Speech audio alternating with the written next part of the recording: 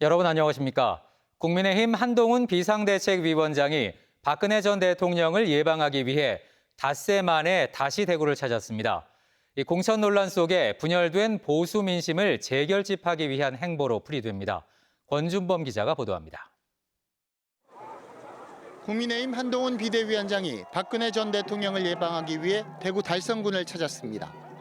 차에서 내린 한 위원장은 지지자들에게 손을 흔든 뒤 곧바로 사저로 향했습니다.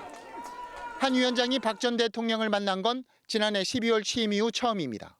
환담은 30분가량 이어졌습니다. 국정 전반과 현안들 그리고 살아오신 이야기들이라든가 여러 가지 얘기에 대해서 제가 굉장히 좋은 말씀을 드렸습니다. 따뜻한 말씀을 많이 해주셨고 저도 대단히 감사하다는 말씀을 드렸습니다. 이번 방문으로 지지율 반등을 예상하냐는 질문엔 말을 아꼈습니다. 대구 방문할 때 대통령이 뵙기로 했었는데 일정이 맞지 않아서 그때 약속했던 날을 잡아서 오늘 뵙게 된 겁니다. 유영하 변호사는 박 전 대통령이 위기 때 뜻을 모아 단합하는 것이 중요하다고 말했고 의대 증원 현안에 대해서도 심도 있는 이야기를 나눴다고 밝혔습니다. 한동훈 비대위원장이 닷새 만에 다시 대구를 방문한 건 대구 중남구 도태우 후보 공천 취소 등으로 분열하고 있는 보수 민심을 다시 결집하기 위한 행보로 풀이됩니다. 이달 초 대구 달서구 앞 공천을 받은 유영하 변호사가 경산에서 최경환 전 경제부총리와 맞붙은 조지현 전 대통령실 행정관을 만난 것을 두고도 이른바 박심이 움직인 게 아니냐는 해석을 낳기도 했습니다. 박근혜 전 대통령과 한동훈 비대위원장의 만남이 대구 중남구와 경산을 비롯한 무소속 출마 선거구 판세에 어떤 영향을 미칠지 정치권의 관심이 모아지고 있습니다. TBC 권준범입니다. 더불어민주당 대구시당은 한동훈 국민의힘 비대위원장의 박근혜 전 대통령 사저 방문을 두고 본인을 부정하는 만남이라고 비난했습니다. 민주당은 박 전 대통령에 대한 사면이 마치 모든 죄를 용서해주는 중세시대 면죄부인지 묻고 싶다며 특정 정치인을 필요에 의해 멋대로 소환하는 것은 좋지 않다고 주장했습니다. 이번 총선 대구 경북 25개 선거구에서 국민의힘 현역 의원 16명이 공천을 받은 가운데 현역이 나오지 않은 9개 지역구에서는 어떤 인물이 선출될지 관심입니다. 현경화 기자가 현역 의원이 출마하지 않은 9곳의 대진표를 정리했습니다. 대구 12개 선거구 가운데 이번 총선에서 현역 의원이 출마하지 않는 지역구는 5곳입니다. 먼저 국민의힘 공천 취소 논란을 빚은 대구 중남구에서는 더불어민주당 허소 후보와 국민의힘 김기웅 후보, 무소속 도태우 후보가 경쟁을 벌입니다. 국민의힘 국민추천으로 현역이 컷오프된 동구 군위군갑에서는 더불어민주당 신효철 후보와 국민의힘 최은석 후보가 맞붙고 북구갑에는 더불어민주당 박정희 후보와 국민의힘 우재준 후보, 자유통일당 박진재 후보가 3자 대결을 펼칩니다. 현역 의원이 컷오프된 대구 달서구갑에는 더불어민주당 권태흥 후보와 국민의힘 유영하 후보가 맞대결을 벌이고 현역 의원이 경선에서 탈락한 달서구병에는 국민의힘 권영진 후보와 진보당 최영호 후보, 우리공화당 조원진 후보가 경쟁을 벌입니다. 경북 13개 선거구 가운데 현역 의원이 선거에 나오지 않는 지역구는 4곳입니다. 현역 의원이 경선에서 탈락한 포항 남구 울릉군에서는 더불어민주당 김상원 후보와 국민의힘 이상희 후보가, 구미시 을에서는 더불어민주당 김영권 후보와 국민의힘 강명구 후보, 자유통일당 김영학 후보가 선거전을 벌입니다. 선거구가 조정된 영주 영양 봉화에서는 더불어민주당 박규환 후보와 국민의힘 임종득 후보가, 현역 의원이 불출마한 경산에서는 국민의힘 조지현 후보와 녹색정의당 엄정혜 후보, 진보당 남수정 후보, 무소속 최경환 후보가 본선을 치릅니다. TBC 현경화입니다. 이번 총선 대구 경북 후보자들의 면면을 살펴보니 10명 가운데 4명꼴로 전과 기록을 보유한 것으로 집계됐습니다. 경주에서는 85살 전국 최고령 후보가 나왔고 대구에서는 17번째 출마하는 이도 있었습니다. 안상혁 기자가 전해드립니다. 대구 경북 총선에 출마하는 후보자는 모두 74명. 이 가운데 41%인 31명에게는 전과가 있었습니다. 대구 달서구갑 더불어민주당 권태흥 후보가 공무집행방해 등 8건으로 가장 많았고 경주시 자유통일당 정수경 후보가 폭력 등 4건, 영주시 영양군 봉화군 더불어민주당 박규환, 대구 달서병 진보당 최영호, 안동시 예천군 무소속 김윤환 후보 각각 3건 순이었습니다. 최고 자산가는 국민의힘 국민추천으로 공천장을 받은 대구 동구군의갑 최은석 후보입니다. CJ제일제당 대표 출신인 최 후보의 재산은 110억 원을 넘었고 수성구 을 이인선 국민의힘 후보 68억 원, 경산 무소속 최경환 후보는 63억 원으로 뒤를 이었습니다. 김천시 무소속 박건우 후보가 빚이 가장 많았는데 재산 신고액이 마이너스 1억 3천만 원입니다. 남성 후보자 63명 가운데 8명은 군복무를 마치지 않았습니다. 오선 의원 출신인 경주 무소속 김일륜 후보는 85살로 전국 최고령 후보로 이름을 올렸습니다. 최다 출마자 대구 서구 무소속 서중년 후보는 지금까지 16차례 선거에 나와 3번 당선됐고 이번이 17번째 도전입니다. 병력과 재산, 전과 기록을 비롯한 후보자 정보는 중앙선거관리위원회 홈페이지에서 확인할 수 있습니다. TBC 안상혁입니다. 소상공인들의 퇴직금 성격인 노란우산 공제금을 해지하는 사례가 속출하고 있습니다. 불안과 고금리 속에 노후 버팀목을 포기하고 아예 사업을 접는 이들이 늘고 있는 겁니다. 이혁동 기자입니다. 대구 동성로 상가 밀집 골목, 빈 점포가 곳곳에 눈에 띕니다. 장사가 안 돼 월 임대료조차 못 내는 상가들이 많다고 토로합니다. 5년, 6년 했는데 코로나 때보다 저는 더 안 좋은 것 같거든요. 거의 대부분 많이 다 내놨죠.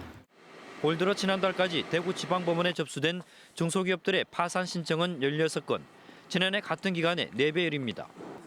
이렇다 보니 중소상공인들이 노후를 대비해 퇴직금 성격으로 넣는 노란우산 공제금을 해지하는 사례가 속출하고 있습니다. 중소제조업을 하는 A씨도 계속된 매출 부진에 허덕이다 결국 폐업을 하고 노란우산 공제를 해지했습니다. 유지비 나가고 영업 손실도 받고 그다음에 지금은 매출 자체가 잘 안 일어나야 일어난다 하더라도 남지도 안 하고. 중소기업중앙회 대구지역본부 자료를 보면 올 들어 지난달까지 소상공인들의 노란우산 공제 해지는 3,200여 건으로 지난해 같은 기간보다 8% 가까이 늘었습니다. 지급된 공제 금액도 400억 원을 넘어 18%나 증가했습니다. 중도 해지한 일부 소상공인들은 연간 500만 원까지 받았던 세액 공제 혜택까지 물어낼 형편입니다. 제조업이라든가 이런 쪽에서는 이제 고금리 이런 쪽에 굉장히 좀 애로를 많이 느끼시고 숙박이나 음식업 쪽에서는 이제 고물가 이쪽에 조금 더 그 어려움을 느끼고 계세요. 내수 침체와 고금리 속에 노후 생계 버팀목인 노란우산 공제를 포기하고 사업을 접는 소상공인들은 더욱 늘 것으로 보입니다. TBC 이혁동입니다. 경기 불황 속 임금체불 같은 노동법 위반 신고 사건이 올 들어 대구 경북에서 4,000건을 넘었습니다. 지난해에 비해 30% 가까이 급증했는데 노동당국이 강력한 근로감독에 나섰습니다. 김낙성 기자가 보도합니다. 건설 현장 일용직인 50대 A씨는 한 달 동안 일한 임금 100여만 원을 3주째 못 받고 있습니다. 최저임금도 안 되는 수준이지만 하루 벌어 하루 먹고 사는 A씨에겐 목숨 같은 돈이라 고민 끝에 노동청을 찾아 임금 체불 신고를 했습니다. 최근 이 같은 노동법 위반 신고 사건이 급증하고 있습니다. 지난 1월과 2월 대구 경북에서 4,300여 건이 접수돼 지난해 같은 기간에 비해 28%나 늘었습니다. 전체 사건 가운데 임금 체불을 비롯한 금품 관련이 3,800여 건으로 90%에 육박했고 근로계약 위반과 직장 내 괴롭힘이 뒤를 이었습니다. 업종별로는 건설업이 1,183건, 제조업 1,018건, 도소매업과 음식 숙박업 등이 1,132건을 기록했습니다. 노동당국은 신고 건수가 이렇게 급증한 이유를 코로나19 사태와 지속되는 경기 침체의 영향으로 보고 있습니다. 결국 노동당국이 칼을 빼들었습니다. 신고 사건 사업장을 최우선 근로감독 대상으로 정하고 주요 법 위반이 확인되면 즉각적인 사법 처리와 과태료 부과에 나섭니다. 특히 체불 규모 10억 원 이상 또는 피해 근로자가 50명 이상인 사업장과 고의 상습 체불 사업장은 특별 감독을 통해 강력히 대응한다는 방침입니다.